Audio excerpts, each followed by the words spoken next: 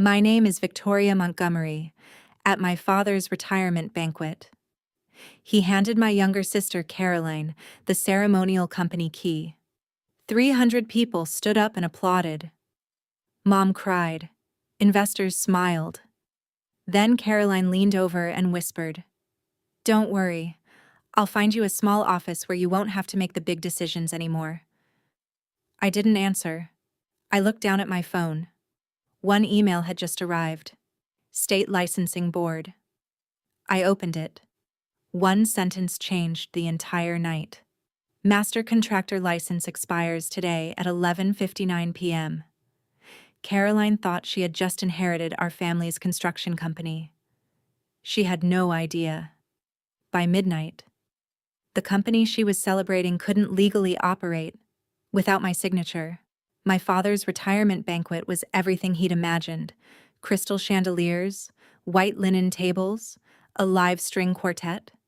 More than 300 guests filled the ballroom. Employees, developers, city officials. Even the mayor was there. A giant screen behind the stage read, "Montgomery Construction Leadership Transition Ceremony." Everyone smiled, except me, because I already knew something no one else in that room did. By midnight, this celebration could become a crisis. Dad stepped onto the stage. "Ladies and gentlemen, after 42 incredible years, it's time for the next generation." The spotlight moved across the room. For one brief second, I thought it might stop on me. It didn't. Instead, it landed on my younger sister Caroline. She stood gracefully and waved. The applause came instantly. I clapped too. Even though I felt invisible. Dad reached beneath the podium. Then he lifted an old leather field journal. I hadn't seen it since his office renovation years ago. Inside were handwritten construction notes, old site sketches, inspection records. Alongside decades of project records sat the ceremonial company key. I remembered something Dad used to say during job site inspections. People celebrate ribbon cuttings. Builders protect what nobody sees. Back then, I thought he was talking about construction. Years later, I realized he was talking about responsibility. Dad slowly opened the journal. The room erupted into applause. "This company is ready for its next leader." Then he smiled. "Caroline, please join me." She walked across the stage with tears in her eyes. Dad officially named Caroline the next CEO. Camera flashes filled the ballroom. I simply watched.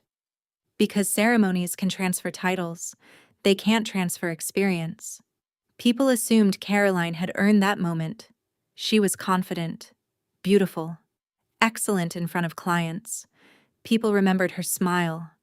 I was different.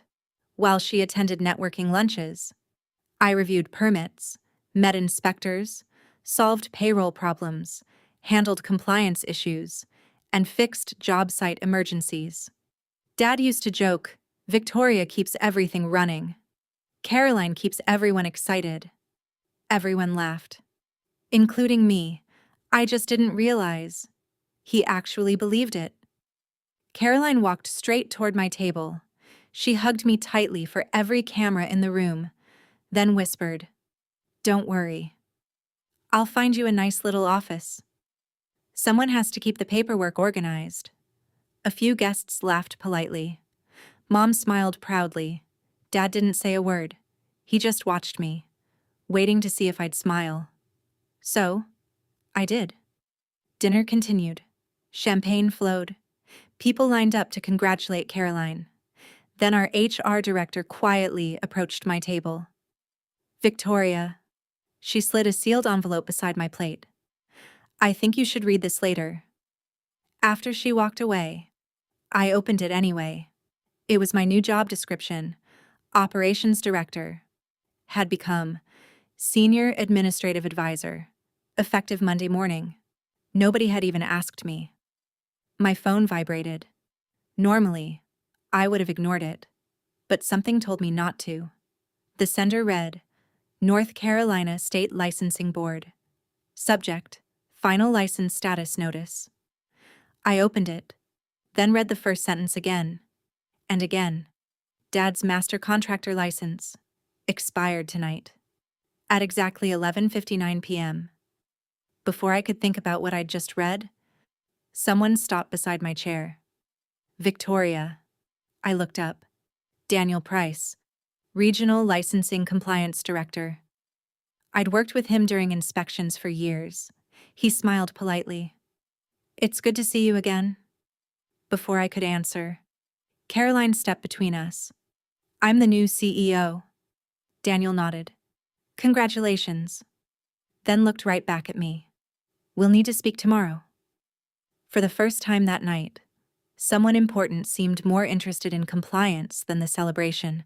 Dad raised one final toast. Here's to the future of Montgomery Construction.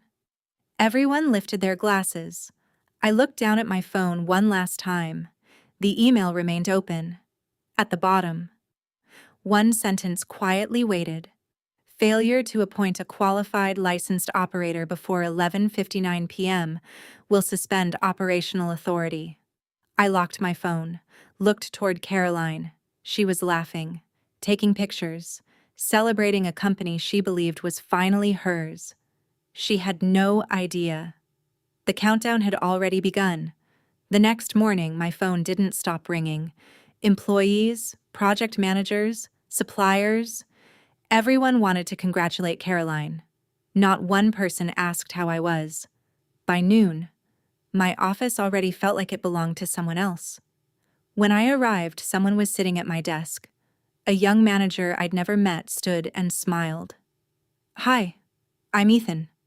They told me I'm taking over compliance. I nodded politely, then looked at the stack of permit files beside him. They were upside down. He didn't even know which project was due that afternoon. Around 10 o'clock, Caroline walked through the office wearing a brand new tailored suit. She smiled at everyone. First day as CEO. Then she pointed toward my office. We're restructuring a few departments.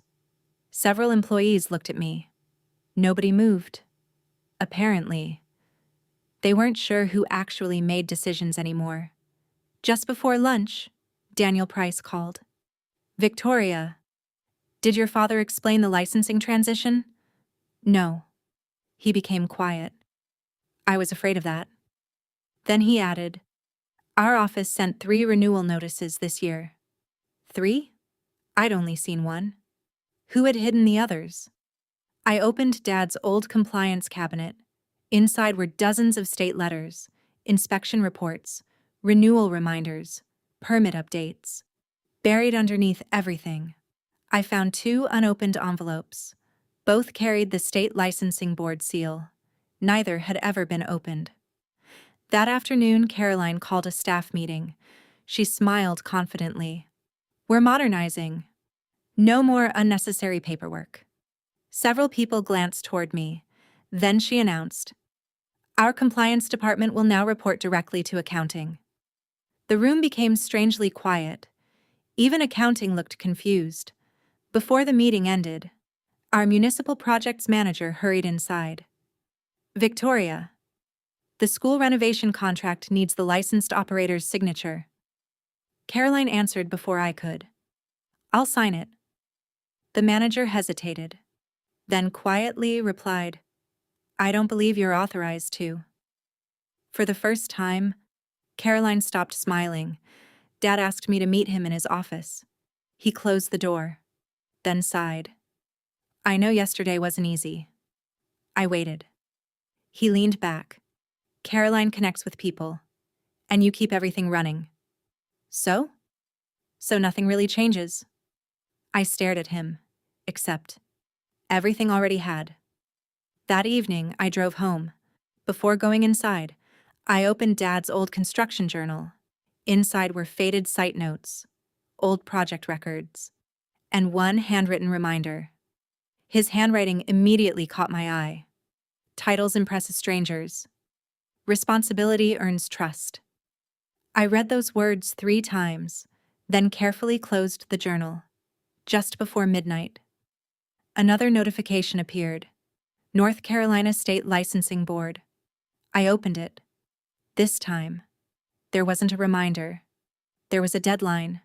Operational authority expires in less than 24 hours unless a qualified licensed operator is officially designated. I slowly looked out my living room window. Caroline thought she'd inherited a company. Dad thought I'd quietly fix everything. Neither of them realized. For the first time in my life, I wasn't sure I wanted to. Monday began with a board meeting. Investors, department heads, Melissa Brooks from the State Compliance Office. Even the mayor arrived to discuss our pending school renovation project. Caroline walked in first. She smiled confidently, then took Dad's old seat at the head of the table. For a moment, she looked exactly like the CEO she'd always imagined becoming. Caroline stood. "Thank you all for believing in my leadership. I'll be approving today's project authorizations." Before she could continue, Melissa Brooks, Senior State Compliance Auditor, quietly spoke. "Before any approvals, we need to verify your operating status." The room suddenly became very quiet. Melissa placed a folder on the table. "Our office issued a compliance notice this morning." Dad looked down immediately. Caroline frowned. "What notice?" Melissa opened the folder. Montgomery Construction's operating authority expired at midnight. Nobody moved. Nobody even reached for their coffee. A knock echoed through the conference room. Melissa looked toward the door, then stepped aside. Daniel Price entered carrying a thin black portfolio. Several investors recognized him immediately. Caroline smiled. "I'm glad you're here. I assume everything is just paperwork." Daniel looked at her politely, then turned toward me.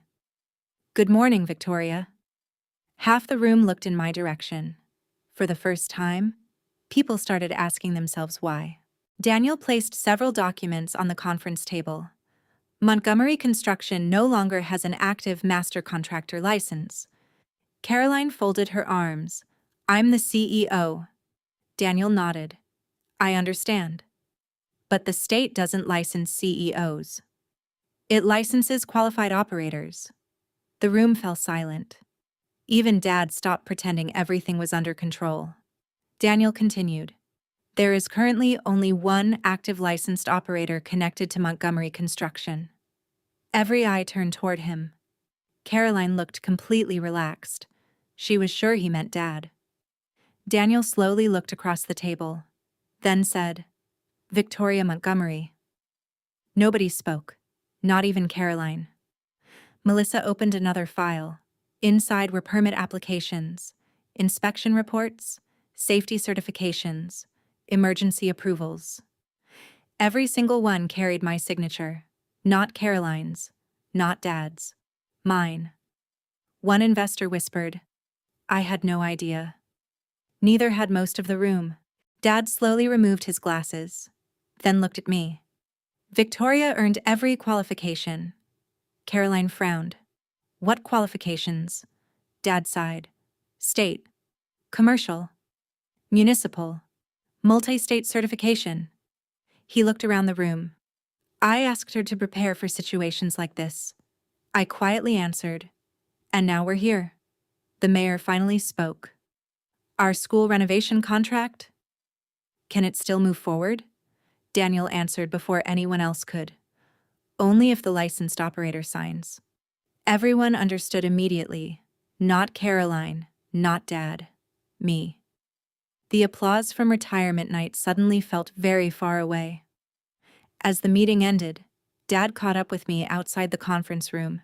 His voice was calm, almost pleading. "Victoria, I always believed you'd help this company." I looked at him for several seconds, then quietly replied, "I already have. For 15 years. And somehow, you convinced yourselves that responsibility didn't need recognition." Dad didn't answer, because for the first time, he realized the company hadn't been standing behind Caroline. It had been standing behind me all along. That afternoon, Dad asked me to stay after everyone else left. The conference room felt strangely empty. He closed the door. Victoria, I need you to sign the operator paperwork. I looked at him. Before we discuss anything, I have one question. When were you planning to tell everyone I was the one keeping this company legal? He looked away. He never answered. Caroline walked into the room without knocking. She crossed her arms. I don't understand why everyone's making this so complicated. It's just paperwork. I smiled faintly. No. It's responsibility. She rolled her eyes. You've always been dramatic. Interesting. Because the state licensing board didn't seem to think it was drama. Melissa Brooks returned carrying another folder. I think everyone should review this.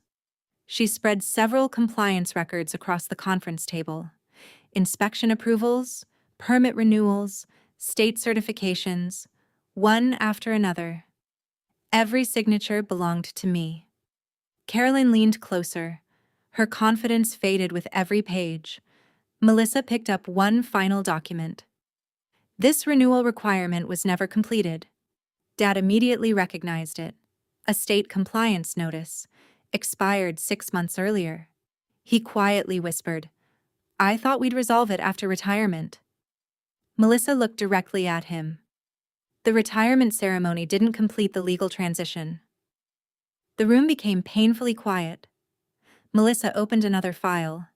This wasn't hidden. It was simply forgotten. Dad frowned. I haven't seen that in years. Melissa placed a thick binder on the conference table. Corporate Governance Manual Board approved, revised 2018. She flipped to the succession section. Colored tabs marked several policies. Everyone leaned forward. Melissa opened the bookmarked page. This is the company's board-approved succession policy. She looked around the room. It governs every leadership transition. Then she read aloud. If executive authority and licensed operational responsibility are held by different individuals, the licensed operator shall retain operational authority until a compliant executive transition is completed. Nobody spoke. Caroline slowly turned toward Dad. Dad lowered his eyes. Melissa closed the manual. This isn't a family agreement. It's company policy. The room fell silent.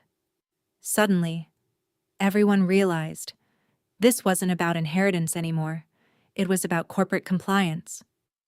I reached into my briefcase, then placed one document on the table. Not 10. Just one. Melissa reviewed it carefully, then nodded. Operational terms. 51% operational control. Managing partner title. Licensed operator authority. Compliance decisions under my supervision. Only then would I sign. Caroline laughed. You can't be serious. Melissa calmly looked at her. Actually, these terms are consistent with state compliance requirements. Without Victoria, the company cannot activate new permits. It cannot maintain bonded projects. It cannot approve municipal contracts. Caroline stopped smiling. For the first time, she realized this wasn't about winning. It was about keeping the company operating. News spread through the office faster than anyone expected. Foremen began calling my phone. Project managers waited outside my office. One of our oldest employees, Frank Donovan, stepped into the conference room. He looked at Caroline, then at everyone else. Finally, he spoke. With respect. We've been following Victoria's direction for years. Nobody argued, because everyone in the room knew he was telling the truth. At exactly 11:58 p.m., Melissa checked the official filing status. The company has 1 minute remaining. Dad looked at me. Caroline looked at me. The investors looked at me. For the first time in my entire career, nobody was looking at the title anymore. They were all looking at the person whose signature could keep the company alive. Me. And at midnight, I finally decided what my signature was truly worth. The conference room remained silent. Dad finally spoke. "Victoria, please, just sign." I looked around the table. For years, I'd solved every emergency without asking for credit. Tonight was different. "I'll sign." Everyone exhaled. Then I added, "After the ownership agreement is finalized." The silence returned. Caroline slammed both hands onto the table. "This is blackmail." Melissa Brooks calmly looked at her. "No. It's a business decision." She turned toward the board. "Miss Montgomery is under no obligation to accept legal responsibility without operational authority." One investor slowly nodded. Another quietly pushed the ownership documents toward Dad. The room had already chosen a side. Dad stared at the paperwork for nearly a minute. His hand trembled as he picked up the pen. Then, he signed. Melissa reviewed the documents. She nodded once. "The ownership transfer has been officially recorded." She placed the licensing designation form in front of me. Now, it was my turn. I signed exactly where the state required. At that moment, Montgomery Construction became fully operational again. Melissa gathered the completed documents, then looked around the room. The state now recognizes Victoria Montgomery as the company's licensed managing partner. Nobody applauded. Nobody celebrated. The room remained completely silent. Because everyone understood. Responsibility had finally caught up with the title. Caroline stared at me with tears in her eyes. "You took everything." I looked at her calmly. "No. I stopped giving it away." She lowered her head. For the first time, she couldn't think of anything to say. If you've ever watched someone else receive credit for years of your hard work, comment, "The truth always wins." 3 days later, the office felt completely different. Employees stopped by my office before making decisions. Foremen asked for my approval. Vendors requested meetings with me. The bank restored our credit line. The bonding company reactivated our projects. Business hadn't changed. People had simply stopped pretending they didn't know who had been keeping it running. Late that afternoon, Dad quietly cleared out his office. He packed the last family photograph into a cardboard box. Before leaving, he stopped outside my door. He looked at me, then simply nodded. Without another word, he walked out of Montgomery Construction. For the first time in 42 years, he was no longer the one carrying it.